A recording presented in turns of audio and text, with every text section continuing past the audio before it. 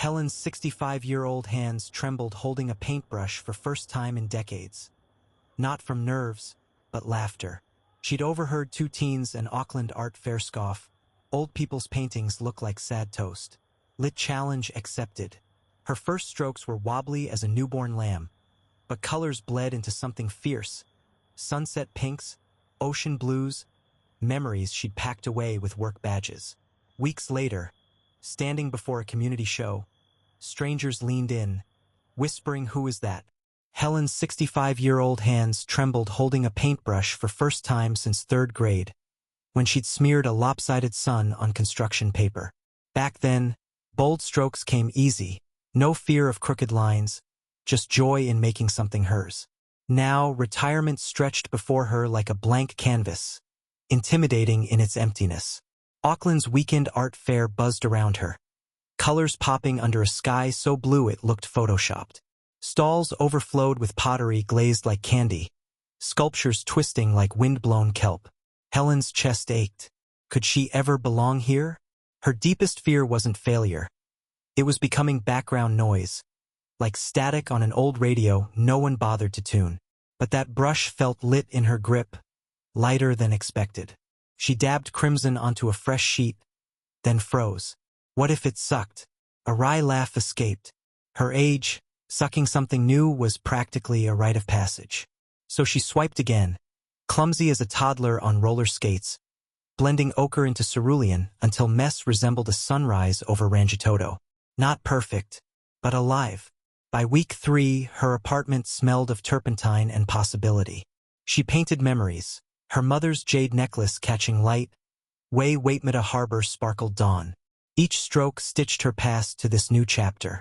When Community Center announced a show, Helen hesitated, then signed up. Hanging her work between local artists' pieces, she realized purpose wasn't something lost retirement. It was waiting, patient as wet paint, for her to shape it. Opening night, strangers lingered by her pieces. One woman traced a finger near Helen's signature, whispering, "This feels like home." Helen's laugh lines deepened. Maybe static could become a Helen's 65-year-old hands trembled holding a paintbrush for first time in decades.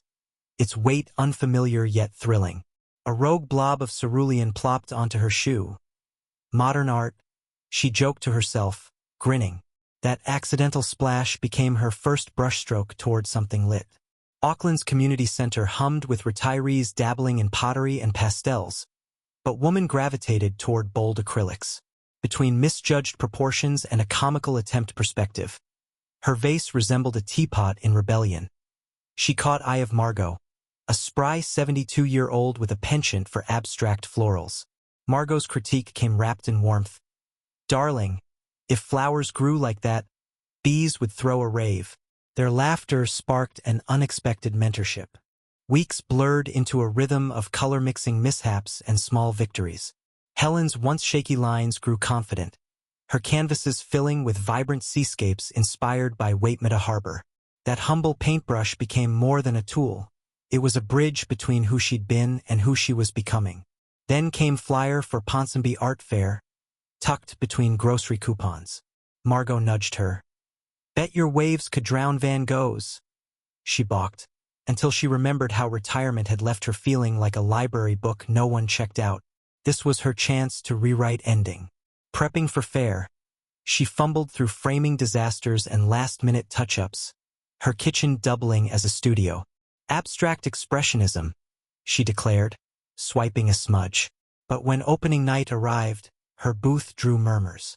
A woman traced a finger over Helen's signature swirls, dawn breaking over Rangitoto, and whispered, "This feels like hope." Standing there, paint splattered and proud, Helen realized art hadn't just filled her days. It had handed her a new language. And Auckland, with its salty breezes and art-stuffed alleys, was happy to listen. Helen's 65-year-old hands trembled holding a paintbrush for first time in decades, leaving a wobbly streak of cobalt on canvas. Not exactly masterpiece she'd envisioned. A snort escaped her. This was less Bob Ross, more toddler gone rogue with a juice box. But Auckland's community center art class didn't judge. Sunlight slanted through rain-spotted windows as she mixed colors with stubborn determination, smearing cerulean into ochre until it looked intentional. Or least interesting. Retirement had left her adrift, days blurring into grocery runs and bad daytime TV. But here, surrounded by acrylics and quiet hum of others rediscovering themselves, something lit inside her.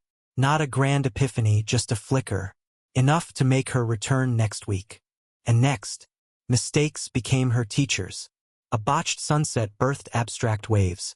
A shaky line morphed into wind-tossed pohutukawa branches. She learned to lean into wobble, let imperfections tell their own story. By month 3, her walls were a gallery of happy accidents. Still, doubt crept in. Who was she, a former accountant, to think she could call herself an artist? But then she caught sight of her reflection in a shop window, paint-splattered jeans and all, and grinned. Maybe labels didn't matter.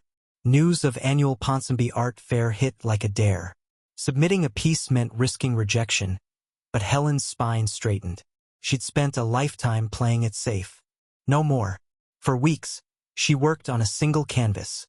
A riot of blues and golds, Auckland's harbor scene through her eyes, not a postcards. Brushes became weapons against inertia, each stroke a quiet rebellion against myth that passion had an expiration date. Drop-off day arrived. Hands steadier now, she handed over her painting to fair coordinator, who nodded approval. No fanfare, just a numbered tag. Walking away, Helen's pulse thrummed. Win or lose, she'd already claimed something bigger. A self unafraid to try. Opening night buzzed with wine-sipping crowds. And there, between avant-garde sculptures and moody photography, hung her harbor, slightly off-center, gloriously alive. A stranger lingered, tilting her head. "Feels like home," she murmured. Helen's throat tightened. Maybe purpose wasn't something you found, but something you built, one messy, magnificent stroke at a time. Helen's 65-year-old hands trembled holding a paintbrush for first time in decades. But this wasn't just about painting. It was about reclaiming what retirement had dulled. That shaky stroke on canvas became a rebellion against invisibility. Weeks later, bold colors replaced hesitation, each swipe a middle finger to doubt. Auckland's community center buzzed with her idea. An art show for seasoned souls, her cheeky label. Skeptics scoffed, especially Marjorie, 72, who muttered about glorified finger painting, until woman dragged her to a workshop. "Prove me wrong," Marjorie huffed, arms crossed. Creator handed her a brush. "Nah, love, prove yourself wrong." Then came twist. A local journalist, hunting for feel-good fluff, snapped woman mid-laugh. Paint smudged on her cheek like a warrior's streak. Shot went stupid viral. Gramagetsi trended.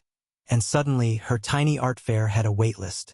Opening night, Marjorie's once sneering face gaped her own creation. A swirl of blues she'd titled Not Dead Yet. Crowds roared. Helen's chest burned, not from arthritis but pride. Paintbrush now a scepter, she led workshops with swagger of a rock star. Ages just shelf life for wine. She'd wink, dabbing crimson onto canvas. One attendee whispered, "She's 65? Lee." Helen overheard, grinning. This wasn't an ending. This was her start.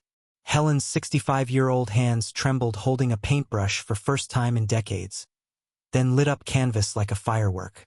What began as shaky strokes in a sunlit Auckland community center became bold, swirling stories of her life. Cobalt waves from childhood summers, golden kauai blossoms nodding to her roots. Even that time she accidentally dyed cat pink, a masterpiece she'd never lived down. Weeks rolled into months, her easel crowded with half-finished experiments and one gloriously lopsided vase. But magic happened off-canvas too.